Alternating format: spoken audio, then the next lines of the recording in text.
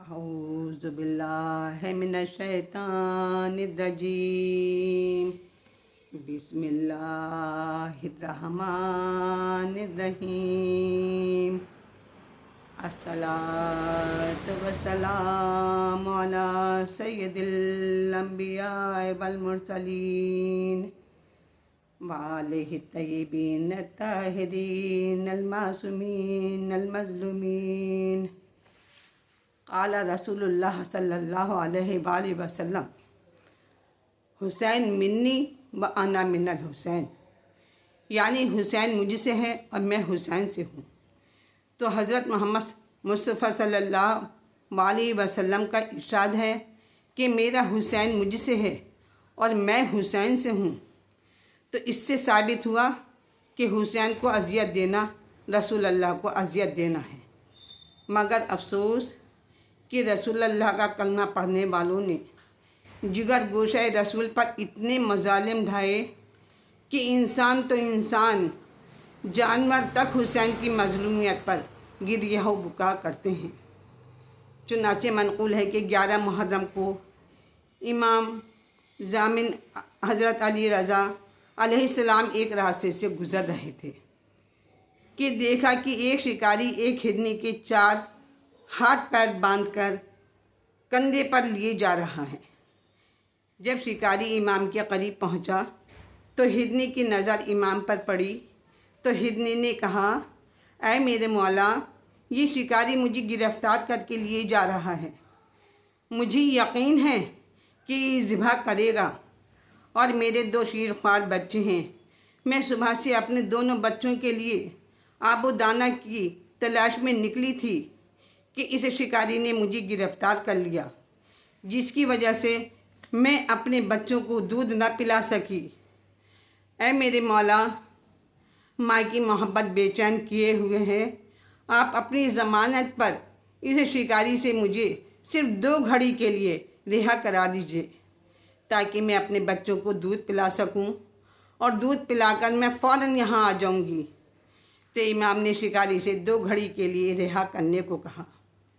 शिकारी ने इमाम की ज़मानत पर रिहा कर दिया। जब 2 घड़ी गुज़र गई और हिरनी ना आई तो शिकारी ने इमाम से कहा कि आपने ज़मानत ली थी मगर हिरनी अभी तक नहीं आई। इमाम ने फरमाया, ऐ सय्याद, तू ना घबरा, वो अभी आ जाएगी। फिर थोड़ी देर के बाद हिरनी अपनी दोनों बच्चों समेत इमाम की खिदमत में हाजिर हुई। इमाम ने हिरनी से ताख़ीर का, देर होने का सबब पूछा तो हिरनी ने रोकर कहा, आज 11 मुहर्रम है। इस सहरा में जानवरों ने मिलकर मजलिस आज़ा बर्पा की है और हुसैन गरीब की मसाइब पर नौहा मातम कर रहे हैं। मैं ये सोचकर मजलिस में शरीक हो गई कि जब मैं ज़िबा कर दी जाऊंगी तो मजलिस आज़ा फिर कहाँ से नसीब होगी। इमाम ये सुनकर चीख मार मार कर रोने लगे।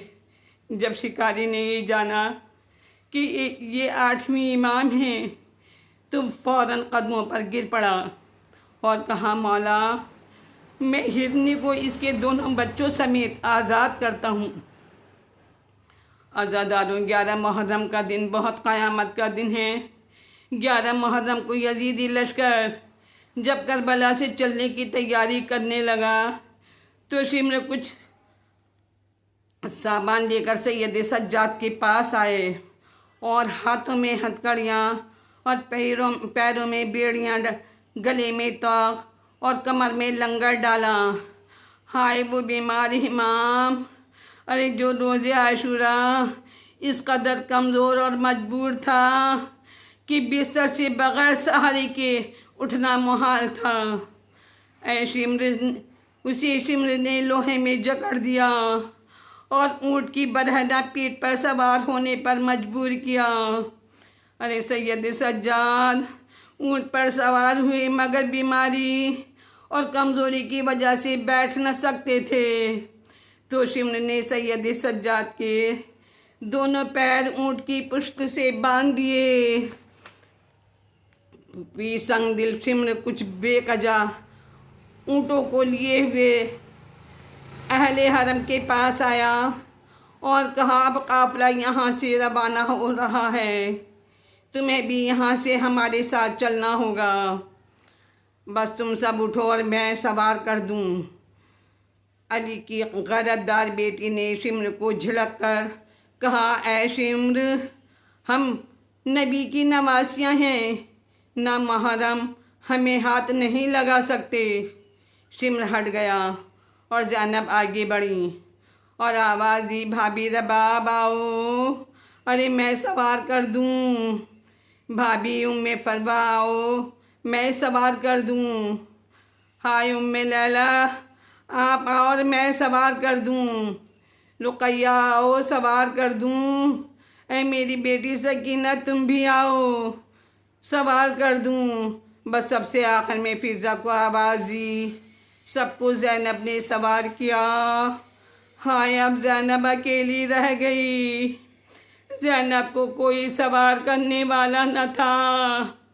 बस एक मर्तबा मक्तल का रुख किया, बेटा अली अकबर आओ, अरे फूफी को सवार करो, भैया अब्बास आओ, बहन को सवार करो।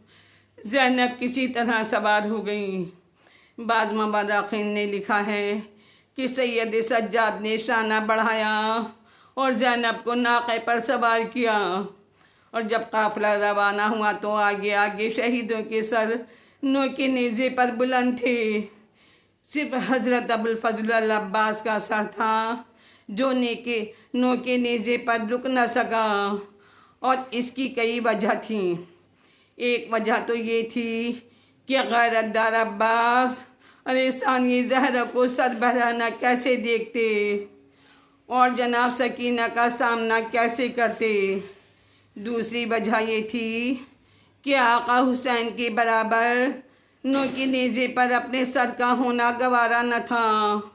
बस इसलिए एक जालिम ने सर अब्बास घोड़े की गर्दन में लटकाया।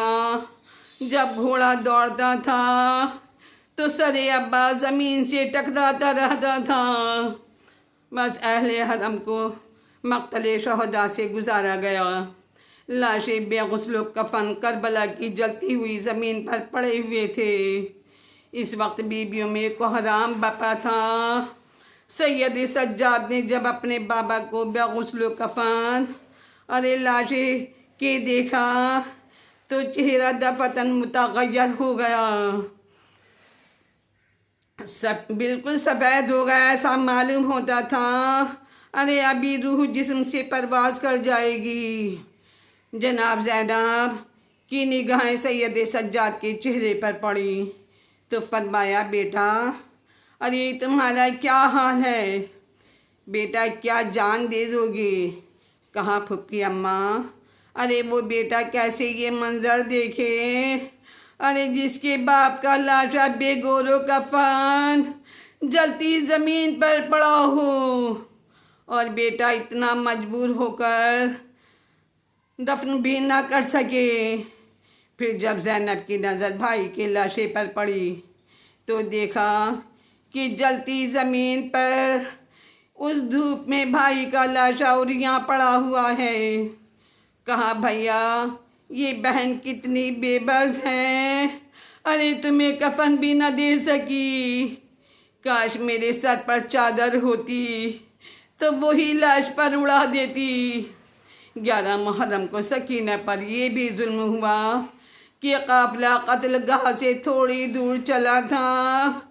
अनीशिम ने कुछ फौजी नौजवान को लिए हुए अहले हरम के पास आया और कहा कि सुना है कि नसीरों में अरे हुसैन की वो बेटी भी है जिससे हुसैन बहुत मोहब्बत करते थे और वो बेटी बाप के सीने पर सोया करती थी। सैयद सज्जाद ने कहा, अरे वो बच्ची मेरी बहन सकीना है जो अपनी फूफी के ऊँट पर बैठी हुई है। तब शिमर ने कहा, हर ऊँट पर 2-2 कैदी सवार हो सकते हैं, मगर चूँकि हुसैन सकीना से बहुत मोहब्बत करते थे इसलिए सकीना को ऊँट पर अकेला बिठलाया जाएगा। बस इसके बाद सकीना को ज़ैनब से छीन लिया गया और 5 बरस की यतीम सकीना को अरे ऊँट पर अकेला बिठलाया गया। जब सकीना को ऊँट पर अकेला बिठलाया गया तो सकीना ने अपने नन्हे नन्हे हाथ फैलाए और कहा, फूफी अम्मा, अरे मैं अकेली ना बैठूंगी, मुझे उतार लो। जब शिमर ने ये देखा कि सकीना हाथ फैला फैला कर फरियाद कर रही हैं तो ऊँट बिठलाकर सकीना के हाथ रस्सियों से बांध दिए।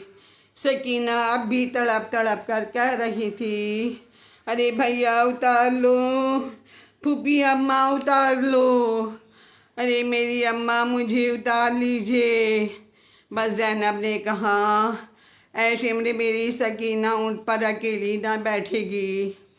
शिमर लई ने ऊँट फिर बिठाया और ऊँट की नंगी पीठ पर सकीना को लिटा दिया और एक रस्सी से यतीम सकीना को ऊँट की पीठ से बांधकर अरे जकड़ दिया। ऊँट चला तो इसकी पीठ की रगड़ से प्यासी सकीना का सीना छिलने लगा और खून टपक टपक कर ज़मीन पर गिरने लगा।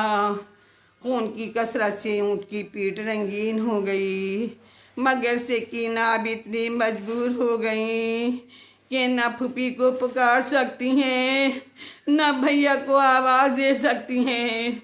सकीना रो रो कर कह रही हैं, ऐ मेरे बाबा, अरे तुम तो मुझे अपने सीने पर सुलाते थे और आज शिमर ने मुझे इस तरह रस्सियों से जकड़ कर बांध रखा है कि मेरा सीना ज़ख्मी हो गया। जब शिमर ने देखा कि सकीना के जिस्म से काफ़ी खून बह चुका है तो मजबूर होकर एक मंजिल पर काफ़िला रोका। सकीना को ऊँट से उतारा। सकीना का कुर्ता खून में तर था। अरे शिमर ने कमज़ोर नातमा सकीना को ज़ैनब की गोद में दे दिया। ज़ैनब ने सकीना को सीने से लगा कर कहा, हाय ए बेटी सकीना, फूफी तेरी गुर्बत के निसार कि माँ जाएगी शहादत के बाद अरे तुम पर कोई रहम खाने वाला नहीं।